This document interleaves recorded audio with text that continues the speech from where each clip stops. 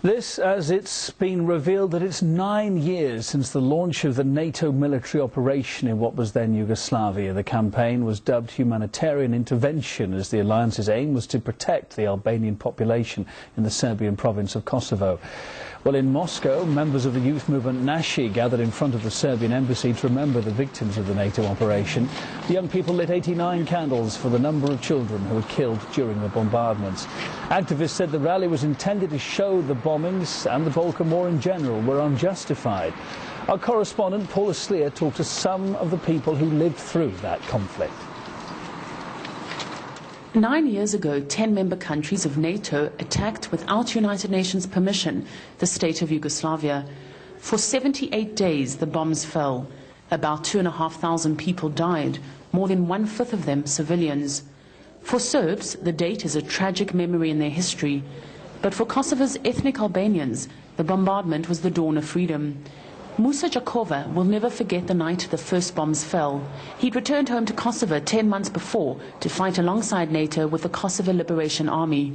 It was very cold that night. We heard bombing from airplanes. At first we were worried because we thought it was Serb planes. After 20 minutes everything was burning. There was lots of confusion. I called on the radio transmitter to report what I saw. My commander said, "This is a big day for Kosovo because after this moment we're going to live in peace." But peace for one side can mean the opposite to the other.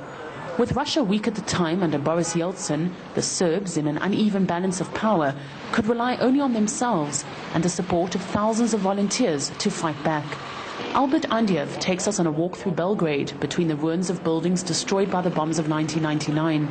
The place reminds him why he left his homeland of South Ossetia, where he trained to be a sniper in the Soviet Union army. He lost his eye on the killing fields of Kosovo. He tells us his story, which, although personal, is the story of hundreds. It wasn't my choice to come or not to come. A man has to do what a man has to do. If somebody goes against what you believe, you have to fight. And you must always help your neighbor, even without him asking. Far away from the Balkans, in Jerusalem, Shmulik Aviatar, a retired Israeli Secret Service agent from those days, is writing his memoirs. Shmulik spent several years working in the region for a government that had no interest in the conflict, except to save its Jewish community. He explains why he thinks NATO came. It's a combination of everything, including a diversion of public opinion in the United States from a certain problem that the Americans have with their president and his private affairs. I am not so sure that they did a clever thing, but inside NATO there are countries which have different interests. Nearly a decade on, and there's still fire in Kosovo.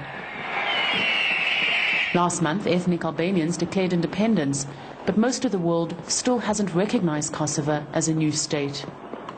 9 years on, and the devastation of the NATO bombardment is still everywhere. NATO forces also are still here. But what's not here is the stability they promised. Leader of Yugoslavia, Slobodan Milosevic, was taken to the Hague Tribunal to be put on trial for the part he played in the war. He later died in mysterious circumstances. But who was never put on trial were the NATO leaders for the part they played in the killings that took place on this land.